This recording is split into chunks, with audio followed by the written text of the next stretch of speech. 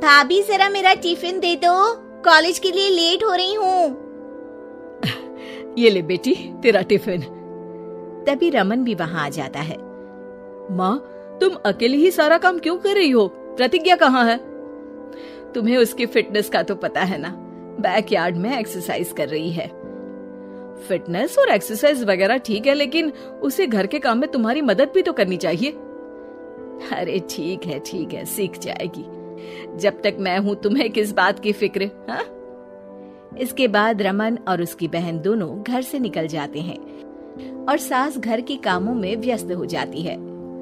वहीं दूसरी तरफ प्रतिज्ञा अपनी एक्सरसाइज पूरी करके थकी हुई गार्डन में ही बैठ जाती है। आज तो पूरे 2.5 घंटे एक्सरसाइज कर ली। Now I am tired. थोड़ी देर आराम करके फिर शाम को योगा करूंगी। प्रतिज्ञा अपने कमरे में जाकर सो जाती है। सुबह से शाम हो जाती है। रमन और रेखा भी घर वापस आ जाते हैं, पर प्रतिज्ञा अभी तक कमरे से बाहर नहीं निकलती, जिस पर एक बार फिर अपनी माँ को अकेले काम करते हुए देखकर रमन उनसे कहता है, माँ, तुम हर समय अकेले काम में लगी रहती हो। आखिर प्रतिज्ञा पूरा दिन करती क्या है? बेटा, वो थक कर आराम कर रही है, आ जाएगी। तुम हाथ मुंह धोकर डिनर करने आ जाओ। रमन बिना कुछ बोले वहाँ से चला जाता है।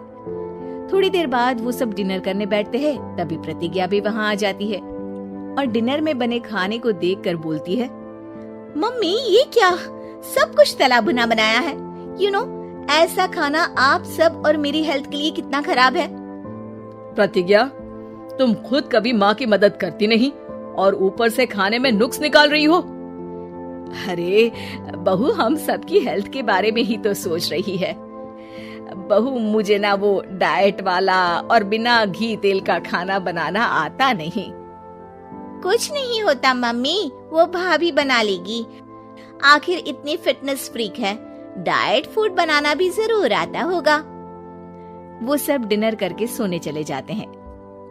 अगली सुबह फिर हमेशा की तरह प्रतिज्ञा अपनी एक्सरसाइज और योगा करने लगती है और उसकी सास घर का सारा काम, जिसे करते हुए अचानक उनकी तबीयत खराब हो जाती है और सीने में दर्द शुरू हो जाता है।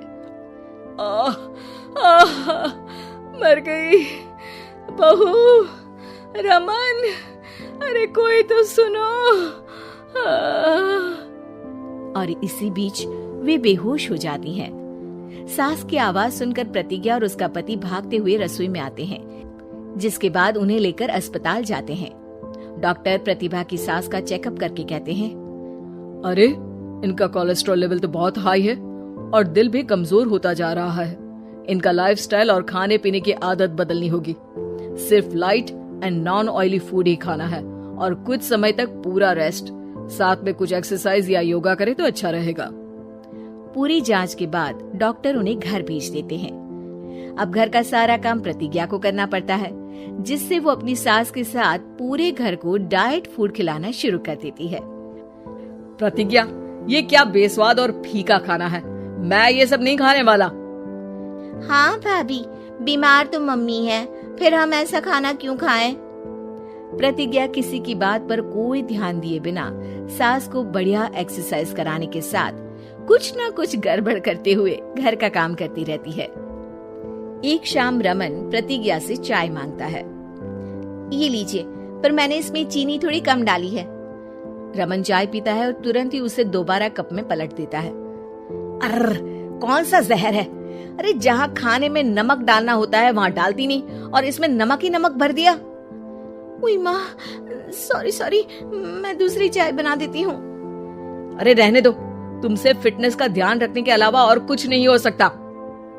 इसके बाद प्रतिज्ञा कपड़े धोने जाती है, जिसमें वो रंगीन और सफेद सब कपड़े एक जगह मिक्स कर देती है, जिससे एक कपड़े का रंग दूसरे पर चढ़ जाता है और उसी वजह से रेखा की नई ड्रेस खराब हो जाती है। भाभी, ये आपने क्या किया?